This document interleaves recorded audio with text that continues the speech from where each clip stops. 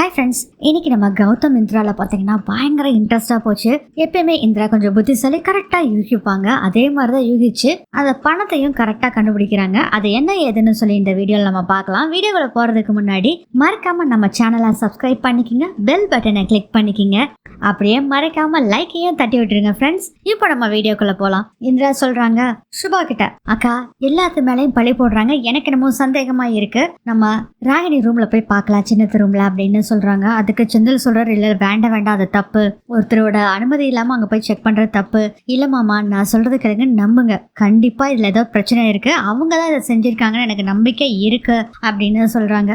சுபாவும் சொல்றாங்க, இந்திரா சொல்றது எப்பயுமே கரெக்டா இருக்கும், நம்ம போய் செக் பண்ணி பார்க்கலாம் அப்படின்னு சொல்லிட்டு இவங்க 3 பேரும் போறாங்க. அப்போ அங்க ராகினி ரூம்ல ராகினி இல்ல. அப்பாடா, எப்படியோ தப்புச்சுண்டா அப்படின்னு சொல்லிட்டு உள்ள போறாங்க. அப்ப செந்தில் சொல்றாரு, நீங்க 2 பேரும் செக் பண்ணுங்க, நான் வெளியே நின்னுட்டு சித்தி வராங்களான்னு பாத்துட்டு இருக்கேன் அப்படின்னு சொல்றாங்க. சரி, இவங்க எல்லாம் போய் செக் பண்ணிட்டு இருக்கும் போது கரெக்டா துணியை தூக்கிட்டு, இந்த கௌரி வேற எங்க போனாலும் தெரியல, இந்த மாதிரி துணியை வேற காய போடணும், வேற என்ன பண்றது, நம்ம தான் போய் காய போடணும் அப்படின்னு சொல்லிட்டு எடுத்து வந்துட்டு இருக்காங்க. சித்தி வர்றாங்க அப்படின்னு சொல்லி செந்தில் சொல்றாரு. இவங்க 2 பேரும் ட்ரெஸ்ஸிங் டேபிள் பின்னாடி போய் ஒளிஞ்சுக்கிறாங்க.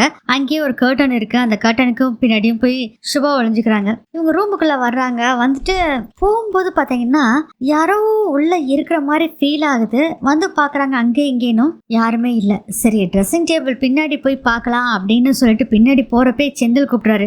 சித்தி அப்படிங்கிறாங்க. என்னாச்சு செந்தில்? அது ஒண்ணு இல்ல, அம்மாட்ட ஒரு சைன் வாங்கணும், மதுரை டாக்குமெண்ட்லாம் இருக்கு, அந்த சைன் வாங்கணும், வாங்கி கொடுத்துறீங்களா?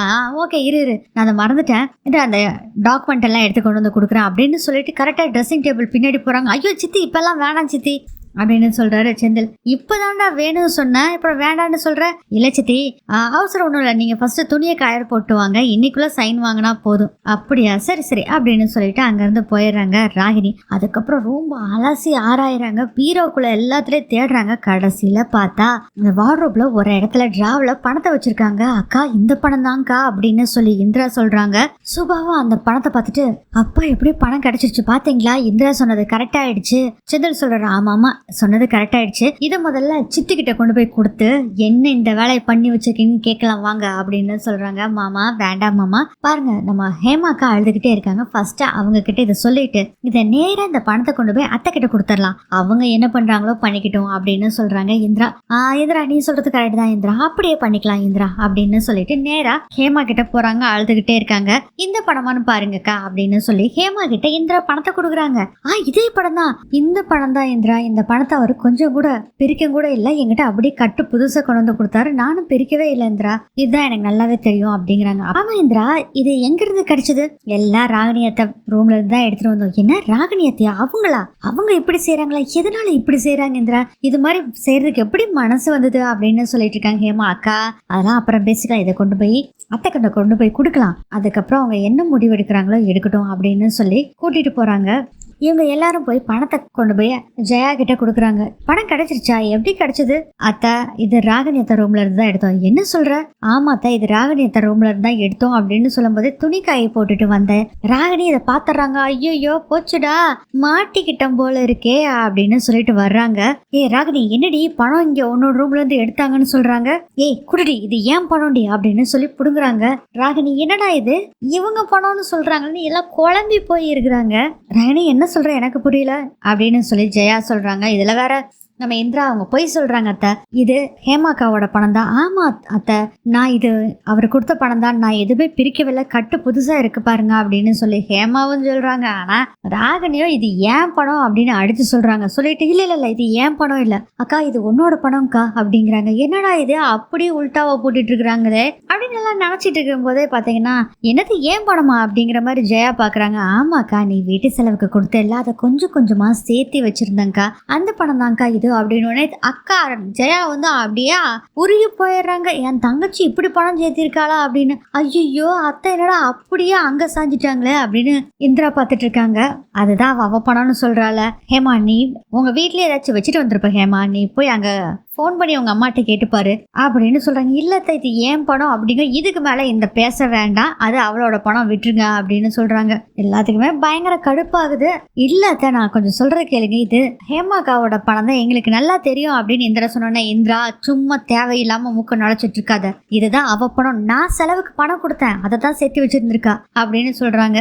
அதுக்கப்புறம் எல்லாம் கலைஞ்சு போங்க போங்க அப்படின்னு சொல்லி எல்லாத்தையும் அனுப்பிச்சு விட்டுறாங்க. அதுக்கப்புறம் ராகினி பார்த்தீங்கன்னா சுபா கிட்டேயும் இந்திரா கிட்டேயும் சொல்றாங்க, ஏண்டி என்னவா மாட்டி விட பார்த்தீங்க, எப்படி சாதுரியமா தப்பிச்சோம் பார்த்தியா, என்ன நினைச்சிட்டு இருக்கிற என்ன பத்தியா அப்படின்னு சொல்லி திட்டிட்டு, டே செந்தில், என்னடா நீயே இவங்க கூட சேர்ந்துட்டு சொல்லிட்டு இருக்கா சித்தி, இது தப்பு சித்தி, என்னடா தப்பு, இது ஏன் பணம் அப்படின்னு சொல்லிட்டு பாத்தீங்கன்னா உங்களை எப்படி சமாளிச்சோம் பாரு அப்படிங்கிற மாதிரி ஒரு லுக்கு விட்டுட்டு அங்க இருந்து போறாங்க. ஒரே சோகமா எல்லாம் உட்காந்துட்டு இருக்காங்க. அந்த சீன் கட் ஆகுது. அடுத்ததே ஹேமாவை டாக்டர் கிட்ட கூட்டிட்டு போயிட்டு வர்றாங்க இந்திரா. ஹேமா ரொம்ப டயர்டா இருக்காங்க. அப்பதான் பேங்குக்கு போயிட்டு வந்திருக்காங்க. ஜெயாவும் ராமச்சந்திரனும் ஜூஸ் கொண்டு வந்து கொடுக்குறாங்க ஹேமாவுக்கும் இந்திராவுக்கும். சுபா காவியாவும் அப்படியே வந்து நிக்கிறாங்க.